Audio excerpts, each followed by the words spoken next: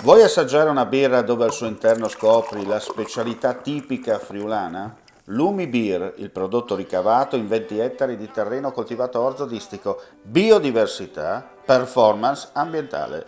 Lumi Beer nelle sue 5 versioni disponibili, 4 per consumo veloce e dissetante e la versione Magnum per intenditori. Lumi Beer si abbina a qualsiasi palato. Lumi Beer è un prodotto esclusivo Azienda Agricola Pancera, il buon seme, i buoni frutti.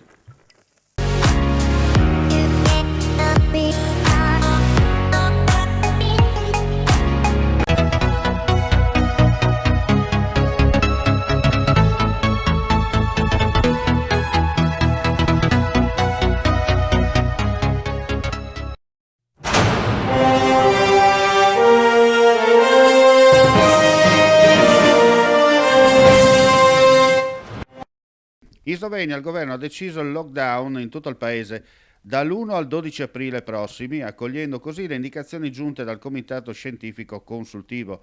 In una riunione straordinaria dell'esecutivo, riunito nel pomeriggio di ieri a Brdo pri Craniu, dopo un incontro che il presidente Borut Pahor ha avuto con i rappresentanti dei partiti, il premier Janez Janša e i suoi ministri hanno deciso all'unanimità di introdurre una chiusura generalizzata a partire da giovedì prossimo.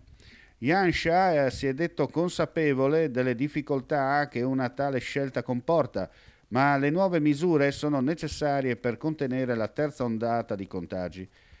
Già oggi verranno intensificati i controlli ai confini e reintrodotto l'obbligo di mascherina anche all'aperto, mentre l'amministrazione pubblica avrà qualche giorno di tempo per organizzare il lavoro interamente da remoto.